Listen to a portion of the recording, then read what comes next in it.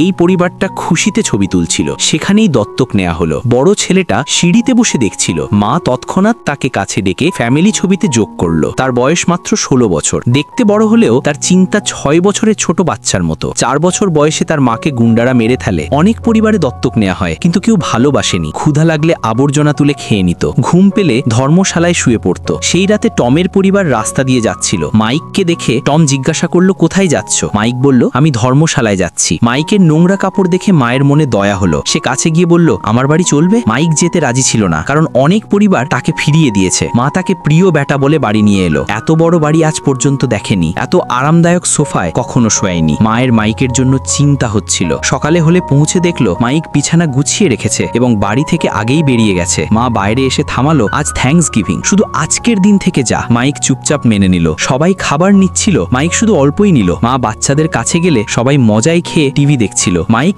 একা ডাইনিং টেবিলে বসে খাচ্ছিল। মা তার নরম হৃদয় দেখে টিভি বন্ধ করলো এবং সবাই একসাথে বসে খেতে লাগলো। খাওয়ার আগে থ্যাঙ্কস গিভিং এর জন্য সবাই একে অপরের হাত ধরছিল। মাইক ভয় পেয়ে গেল। ছোট ভাইয়ের বলাতে সে হাত বাড়ালো। পরের দিন মা তাকে কাপড়ের দোকানে নিয়ে গেল। মহার্গা ট্যাগ দেখে মাইক নিতে অস্বীকার করলো। সবচেয়ে সস্তা কাপড় পছন্দ করলো। রাতে মা মাইককে জিজ্ঞাসা করলো, সব সময় এখানে থাকতে চাও? মাইক 16 বছরে অনেক বাড়ি থেকে বেরিয়ে গেছে। সাহস জুগিয়ে হ্যাঁ বলল। মা হাসলো এবং তার জন্য একটা ঘর খালি করালো। মাইক লজ্জায় জিজ্ঞাসা করলো, এটা কি আমার ঘর? মা বলল, হ্যাঁ, এসব তোমার। মাইকের মুখে হাসি ফুটলো।